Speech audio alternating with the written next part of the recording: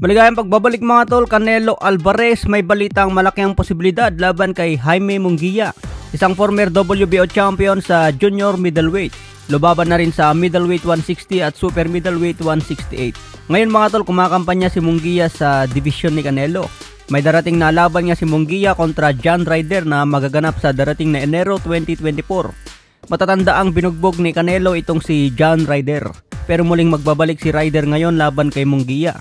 Kaya isang malaking bantay ito kay Munguia at susubukang tibagin si John Ryder. Kung manalo si Munguia dyan mga tol, pwedeng mabigyan ng ticket laban kay Saul Canelo Alvarez. Ayon nga po sa report, plano sa Mayo 2024. Pagdating naman ng September, plano ikasang laban kay David Benavides. Pero hindi pa sigurado ang mga balitang yan mga tol dahil may paparating na laban si Benavides kontra Demetrius Andrade. Abangan din natin yan ngayong November 25. Paano kung biglang manalo si John Ryder kontra Munguia at manalo din si Demetrius Andrade kay Benavides? Siyempre magbabago na naman ang ihip ng hangin kung sino ang kalaban ni Canelo. 3 laban ang pinirma ni Canelo under ng PBC promotion. Binayaran ng $100 million para tapusin ang 3 kontrata. Ayon nga po sa report, tuloy pa rin ang partner deal ng Showtime at PBC promotion lalo na sa laban ni Canelo. Kahit hanggang December na lang ang Showtime, tuloy pa rin ang kontrata na ipapalabas ang mga laban ni Canelo sa taong 2024. Kaya abangan na lang natin ang update tungkol dyan.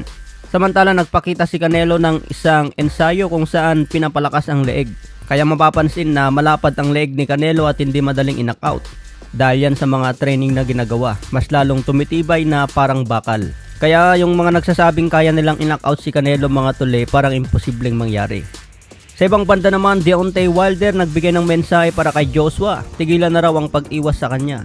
Kailangan mangyari daw ang laban nila dahil ito ang kailangan ng mga fans. Sayang daw ang pagkakataon kung hindi pa sila maglaban.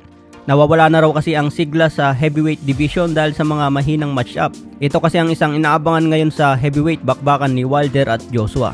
Yung laban naman ni Fury kay Ngannou parang pampainit lang ito kay Tyson Fury para gumanda ang kondisyon ni Fury kontra Alexander Usyk. May balita kasi mga tol na nagkapirmahan na ang dalawa para sa undisputed belt. Basta wag lang matulog si Fury laban kay Francis Ngannou.